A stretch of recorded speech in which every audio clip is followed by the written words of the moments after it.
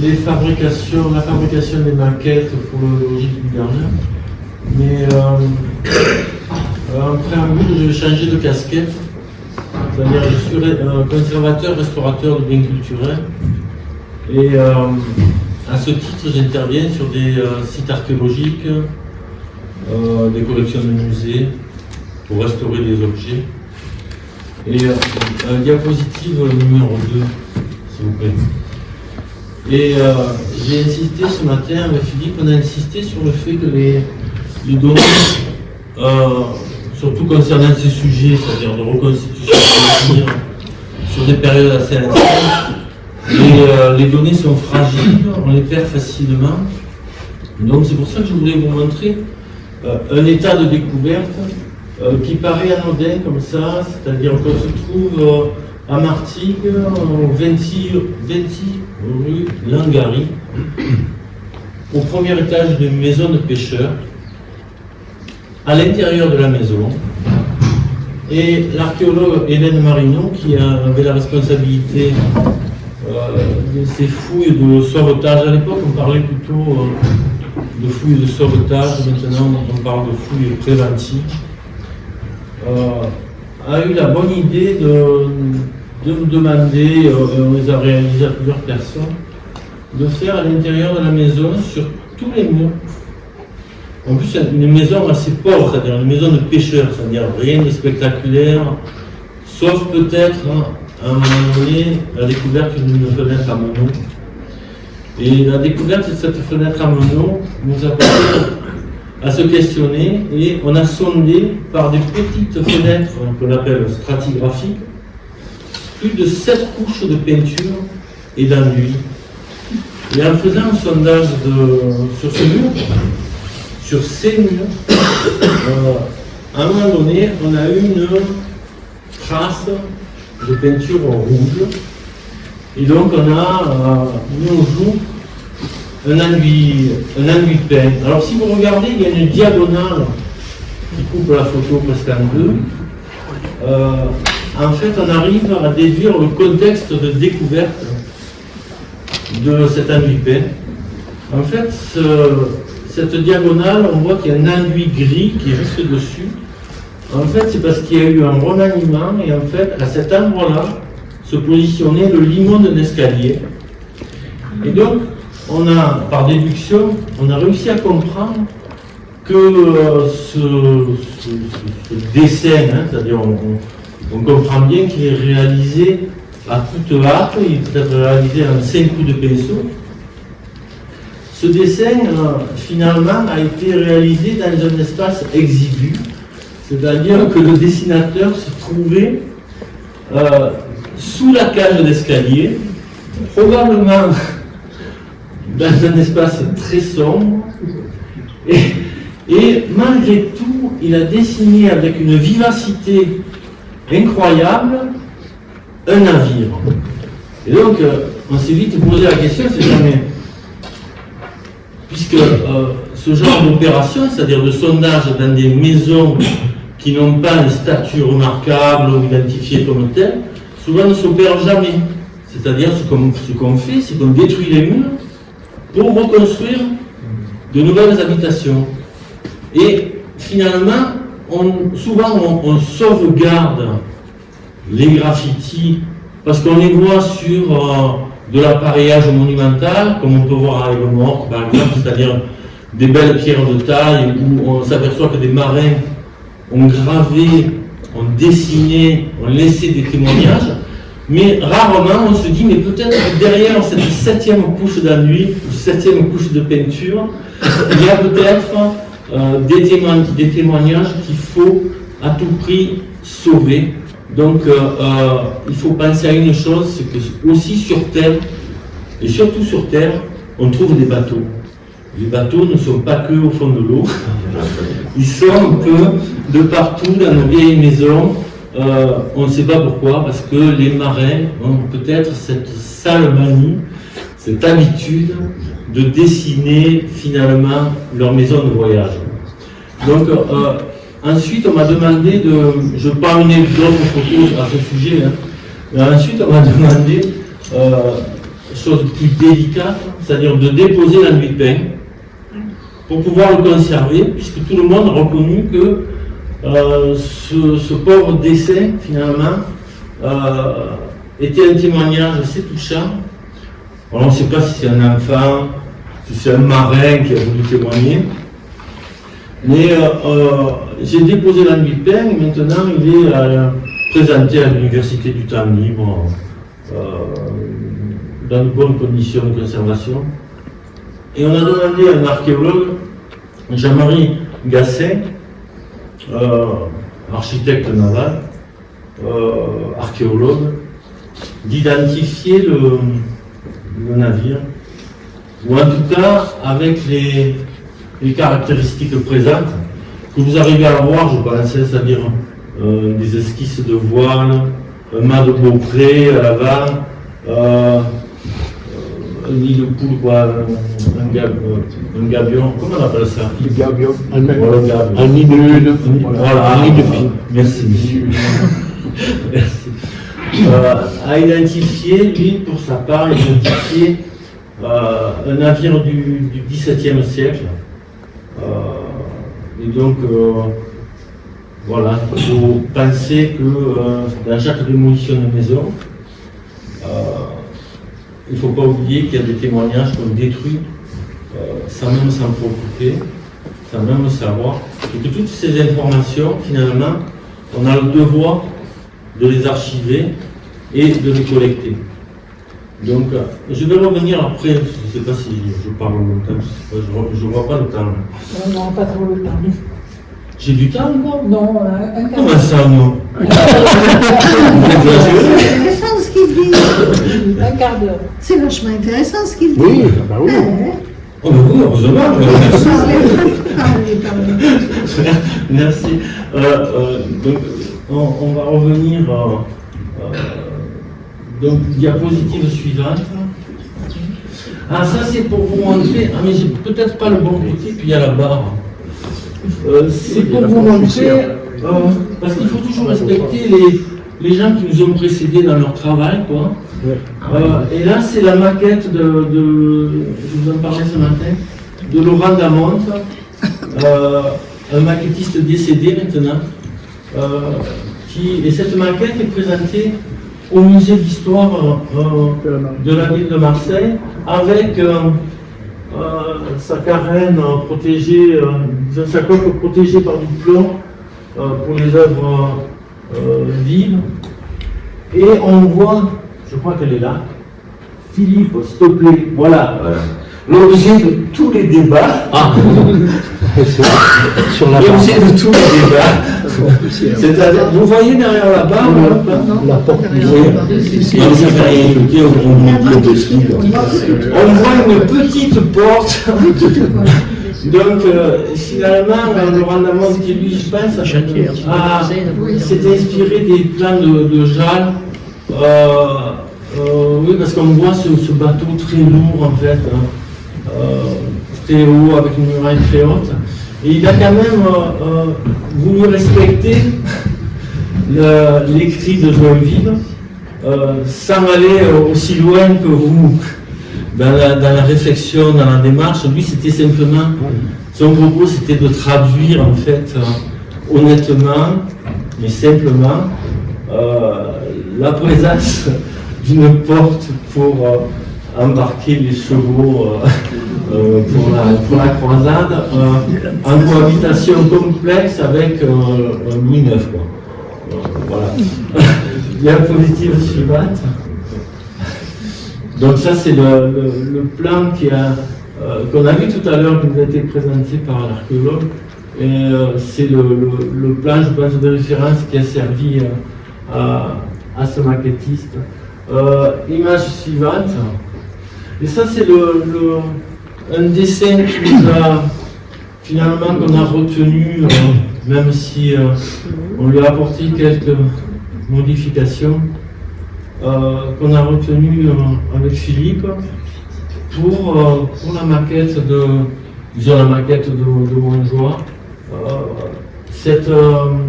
On voit dans la physionomie finalement, on voit une autre allure. et aussi probablement d'autres capacités à la navigation. Un trait important sur tous ces bateaux qu'on n'a pas souligné, c'est regarder à droite sur le Paradis, à droite, là, le château arrière. Vous voyez une petite antenne, un petit mât avec une boule en haut. C'est un petit détail, mais qu'on retrouve souvent sur les représentations de ces bateaux. Alors, il faut imaginer qu'il y a deux petits mâts comme ça, avec une traverse, et ça a une fonction particulière. Ça permet de reposer l'antenne quand on descend l'antenne. Et donc ça, c'est un élément caractéristique de ces bateaux de cette période-là. Souvent, ils sont représentés, quand on les voit en vue arrière, on voit deux petits mâts comme ça et une traverse. Et donc, ça permet de protéger l'habitat arrière, en fait, parce qu'à l'arrière, on a quand même les personnages les plus importants, je pense, logent à l'arrière, là. Et donc voilà, on a travaillé à partir de ce cas. Une autre diapositive, s'il vous plaît, je me dépêche. Alors là, toute dépouillée, c'est le début de mon petit chantier naval, quoi. Donc simplement pour vous parler de l'essence choisie, c'est-à-dire là j'ai préféré travailler avec du tilleul, parce que j'ai essayé plusieurs bois en étant maquettiste, et j'ai retenu de mon travail de restaurateur que les plus beaux retables, les plus belles sculptures sont réalisées en tilleul, parce que c'est un bois qui se taille très bien, avec un grain fin, qui n'est pas très dur, mais qu'on peut polir aussi. Donc c'est beaucoup d'avantages. Et j'ai préféré travailler avec le tilleul. Et c'est un bois qu'on peut étuver aussi. C'est-à-dire quand on réalise des maquettes comme ça, c'est pas simplement des bouts de bois assemblés. Il y a toute une procédure. C'est-à-dire que là, j'ai fait une photographie pour vous montrer la structure intérieure. C'est-à-dire on crée une âme centrale, on construit une âme centrale sur laquelle à mi-voie on assemble tous les couples. Quand c'est un bateau avec un pont fermé comme ça, on laisse cette structure. Et là-dessus, on va bâtir, on va monter les bordées. Les bordées sont les planches qui couvrent la coque, vous voyez, comme ça. Avec les précèdes sont les bordées qui sont un peu plus épaisses et qui, elles, structurent la charpente. Et pour mettre en forme ces bordées, souvent on pratique comme les marins, quoi, comme les charpentiers, on étuve les bois, c'est-à-dire que soit on les soumet à la vapeur pendant un certain moment, ou alors on les trempe dans l'eau chaude, pour ensuite les cintrer, puisque à la poupe et à la proue, on voit bien qu'il y a un rayon de courbure qui est conséquent. Et si on ne pratique pas de cette façon, il y a deux problèmes, c'est-à-dire qu'un bois sec, il risque de casser, on n'arrivera pas à le mettre en forme.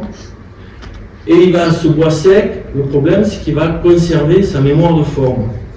C'est-à-dire, lui, sa principale préoccupation, ce sera de redevenir dans son état initial. Donc, on étuve les bois pour enlever cette mémoire de forme. Donc, on les étuve, mais ils sont assez chauds. On les met en place, on les cale, on les laisse sécher. C'est pour ça que les fabrications de maquettes de bateaux, pour ma part en tout cas, sont assez difficiles et longues, parce que à chaque bordée, on monte une bordée d'un côté, une bordée de l'autre, on laisse sécher, on la met en place, on laisse sécher. Le lendemain, on arrive, on la reprend, et là, on l'assemble et on la colle. Et là, de cette façon, on a moins de risques quand on monte les bordées à sec, par exemple. Ce qui risque de se passer, c'est qu'on a des tensions internes qui apparaissent, et le bateau la maquette risque de se vriller. Donc voilà. Ça, vous avez plus de la parole, c'est bien. Excellent. C'est pour vous donner un détail finalement de la complexité de la circulation à l'arrière du bateau qui finalement permet d'accéder au paradis et au bellarium. C'est bien ça, Philippe? J'aime bien être surveillé. Oui, le paradis, oui, bien le professeur. Carrosse pour les exactement. Tu peux m'aider, tu peux y aller, c'est pas obligé. Donc voilà. Et là, vous voyez bien le support dont je vous parlais tout à l'heure, avec la traverse qui permet de reposer finalement l'antenne, avec les barreaux de pont, vous voyez, qui sont à l'extérieur de la muraille ici, là, intercalés avec une précinque. Voilà, diapositive suivante. Bon, après l'arrière là-bas, le bas de Beaupré. Et voilà, là finalement on s'aperçoit qu'on a quand même été assez discret sur le navire du roi, puisque finalement ce Louis IX n'est visible et identifiable que par ces armoiries qui sont à l'arrière, mais finalement on ne pouvait pas aller au-delà de cette reconstitution. Et on est arrivé à cet état de construction. Bon, il y a des détails, c'est-à-dire il y a des cabestans, des choses comme ça. On a des ancres, on a quelques détails, mais on a joué avec un curseur que les maquettistes peuvent utiliser. Et donc on peut jouer à volonté, c'est-à-dire c'est l'échelle de représentation. L'échelle de représentation, c'est intéressant parce que c'est un curseur qui nous permet de jouer entre le lisible et le visible. C'est-à-dire, pour dire plus simplement, une maquette par exemple, ou une modélisation sur laquelle on n'a pas beaucoup de détails, on va pouvoir la représenter à petite échelle. Et là, les détails ne seront pas visibles, on aura simplement l'allure. Mais l'objet sera présent. Et inversement, quand on a beaucoup d'informations, c'est pour ça que des gens arrivent à faire des maquettes à l'échelle E, ce qui m'est déjà arrivé. C'est-à-dire quand on a beaucoup d'informations, on peut les mettre en scène, les gérer, aller jusqu'à l'échelle E, et là, on passe dans un autre domaine qui est l'expérimentation. Et l'expérimentation, c'est une façon intéressante de mettre à mal ces hypothèses, d'être assez courageux pour dire, comme vous l'avez fait, c'est comme ça qu'on expérimente, c'est-à-dire c'est comme ça qu'on vérifie, parce que dans notre société, tout le monde en est conscient, il y a une perte de savoir qui est immense, et plus on évolue à vitesse grand V avec l'informatique, qui est un outil excellent, on perd une somme d'informations qui est abominable. Donc ça c'est pour vous montrer que ce que vous ne pouvez pas voir dans le musée, puisqu'il y a une certaine mise à distance. La barque de Cantier, on revient en arrière quand même, la barque de Cantier. Voilà, là c'est le mode de fabrication pour la barque de Cantier, c'est-à-dire c'est un bateau avec un pont ouvert, donc visible à l'intérieur. Ça c'est la structure qui permet de monter les bordées dessus, c'est-à-dire il y a un petit scotch bleu, vous voyez, pour éviter qu'il y ait une adhérence avec l'adhésif sur la structure qui ensuite sera démontée. Voilà, ça, voilà, on peut continuer. Voilà. Alors ça c'est le document qui nous a finalement inspiré, je ne sais pas si c'est la couleur, mais en tout cas la couleur a du sens, dans le sens où c'est un bateau qui a de l'allure, du prestige. Et il y a des détails qui en première vue n'apparaissent pas. Mais par exemple, vous avez les fers, vous avez les ancres, regardez bien. À l'avant du bateau, on a les ancres.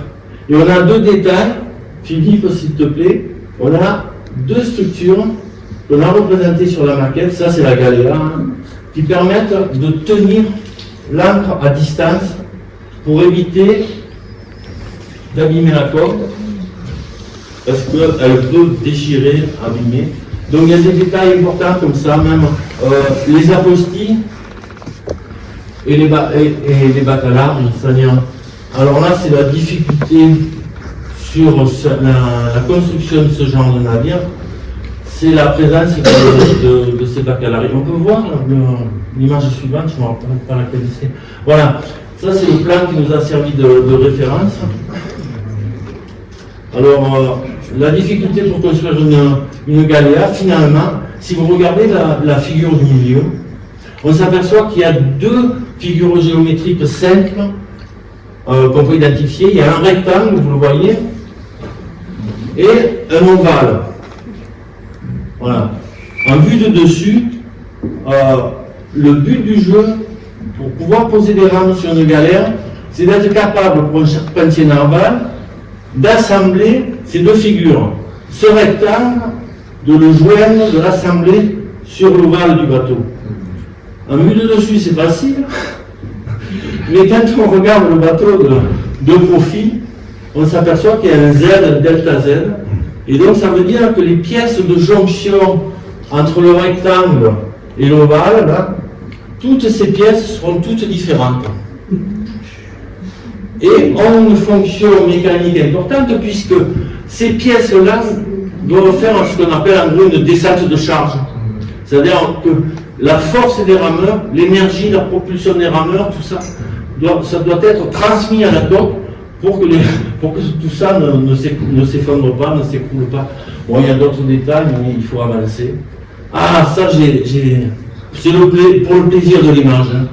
Regardez bien, cherchez bien. Je vous laisse. Regardez bien au centre du tableau. La diagonale, il y a deux diagonales. Donc il y a une diagonale où on voit la lance de Saint-Georges. Voilà. Il y a un arbre au milieu. Et derrière, qu'est-ce qu'on voit? Et qu'est-ce que c'est ce bateau? C'est une galère. C'est une galère. Avec, en plus, ce qui est beau, c'est que l'antenne est légèrement descendue, mais on voit déjà le côté majestueux de la voile. C'est quelque chose de très très beau. Et il y a une narration derrière tout ça. Je ne vais pas vous faire le commentaire complet de Saint-Georges et de dragon de Carpaccio, mais je tenais à vous montrer cette image parce que c'est aussi pour le plaisir des yeux. Merci. On est toujours chez Carpaccio, mais ça témoigne du voyage, c'est-à-dire c'est le retour des ambassadeurs en Angleterre. C'est bien spécifié dans le titre du bateau, c'est-à-dire ce qu'on disait ce matin, on ne transporte pas que des marchandises précieuses, on transporte aussi des ambassadeurs. Et là, dans cette image, on voit la voile latine, on voit les marins qui s'affairent sur l'antenne, et on imagine la difficulté pour manœuvrer un tel bateau. Donc j'ai adoré, parce que quand on construit des maquettes, finalement, on a des données qui sont un peu, des fois, un peu rébarbatives, des plans qu'il faut reconstruire. Et quand on tombe sur des belles images où il y a des informations qui donnent une autre dimension, on est assez heureux, quoi. Image suivante. Oh, ça, ce sont juste des détails, ce dont je vous parlais tout à l'heure, c'est-à-dire les pièces de bois qui permettent de tenir les ancres à distance. À gauche, vous avez les bandes de nage et les pédales. Ça, c'est fondamental pour mener l'allure pour la chion. Il y a à peu près 4 allures identifiées pour les rameurs. Je crois que c'est là. Comment? Je crois que c'est là. Non, mais ça fait rien. Ah non. Là, c'est ce que Non. Je viens, je peux parler. Merci. Parce que là, j'ai déjà remercié, quoi. Oui, c'est important. Je remercie en particulier Hélène Botcazou, qui, dans un moment de doute, Hélène Botcazou, elle fait partie de la COP Ipso Facto. Ipso Facto, vous les connaissez? Ce sont eux, par exemple, qui ont reconstitué le gypsy. Le gyptis. Le gypsy, c'est... Ah oui, gyptis. Le gyptis, c'est-à-dire un bateau grec retrouvé à Marseille, qui a été présenté même à Sète, pas très loin de chez vous, et qui est spécialiste, qui est archéologue naval, et qui nous a aidé à retracer toute la série de Bacalari. Vous voyez ces pièces de bois dont je vous parlais tout à l'heure, là. Vous voyez bien, il y en a qui sont très longues parce que le rectangle est loin. Voilà, merci à Hélène. Image suivante. Bon, ça vous l'avez vu ce matin, on peut passer puisqu'on est pressé. Ah, ça c'est pour vous torturer. De quoi s'agit-il? Il faut faire les cordes. Exactement. Donc on peut passer, tout le monde a compris. Oui. C'est-à-dire que même pour les maquettes, on est obligé, pour avoir des cordages pour le gréement, des cordages de qualité, on refait même les cordes pour avoir de belles torsades dessus. Autrement, si on trouve dans le commerce, c'est pas très bien. Et ça, alors est-ce que c'est des bonnes lunettes? Vous allez chanter. Eh non, je ne l'ai pas. Vous Je n'allez pas pas acheté. chanter? Non, je voulais vous le lire. Il n'y a pas la musique. Je vais vous lire simplement le dernier couplet. Alors, c'est la chanson des galères de Marseille. C'est dommage que, parce que je ne vois pas très bien, moi, de vrai. Mais je vous lis le dernier couplet. On m'apprend à écrire d'une étrange façon. La plume qu'on me donne, on a 30 pieds de long. L'encre ne manque point, car l'encre c'est la mer. La plume c'est la rame qui m'apprend à voguer. Messieurs de la justice, où m'avez-vous réduit dedans une galère, bien loin de mes amis? Et voilà. C'était pas du tout. Bravo.